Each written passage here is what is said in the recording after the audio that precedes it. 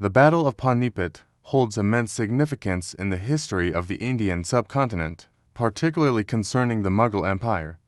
There were two major battles fought at Panipat, one in 1526 and the other in 1556, each marking a turning point in the trajectory of the Mughal Empire. The first Battle of Panipat 1526. In 1526, Babur, a descendant of Timur and Genghis Khan, led his army into the Indian subcontinent to establish his empire. Babur, known for his military prowess and strategic acumen, faced off against Ibrahim Lodi, the Sultan of Delhi, at Panipat. The battle took place on April 21, 1526. Babur deployed his troops strategically, utilizing the terrain to his advantage. Despite being outnumbered, his skilled use of artillery and tactics like the Tuluma formation enabled him to decisively defeat Ibrahim Lodi's army. The victory at the First Battle of Panipat established the Mughal Empire in the Indian subcontinent.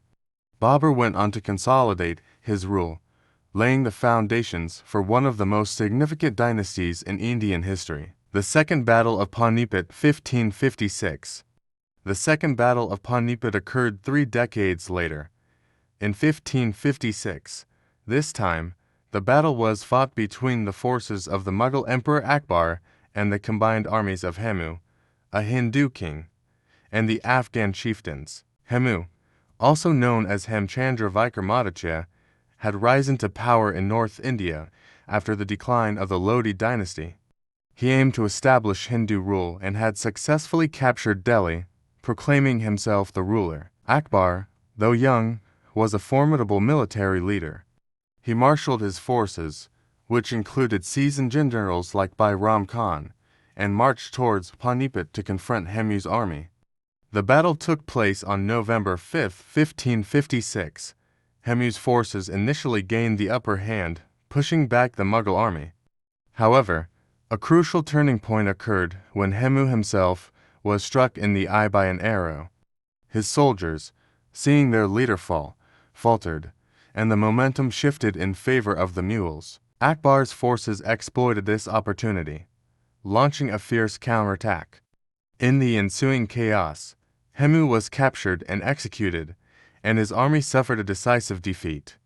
The Second Battle of Panipat solidified Mughal rule in India and marked the end of significant Hindu resistance to their authority in the north.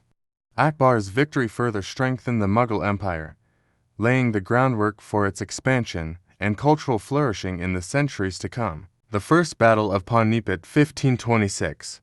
Babur, a descendant of Timur and Genghis Khan, invaded India in 1526.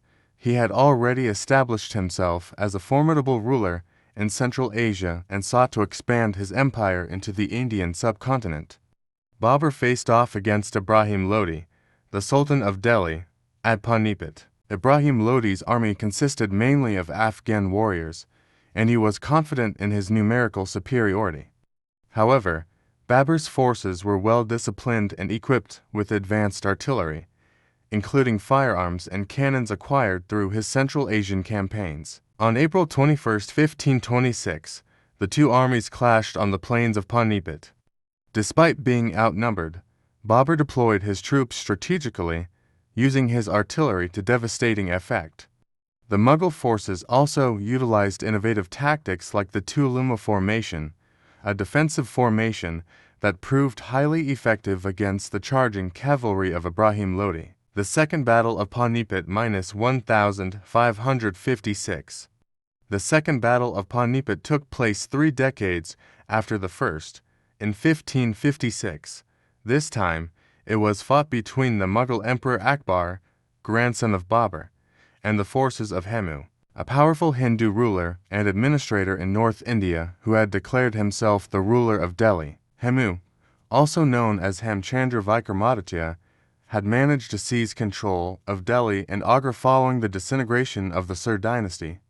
His rise to power posed a significant threat to the Mughal Empire.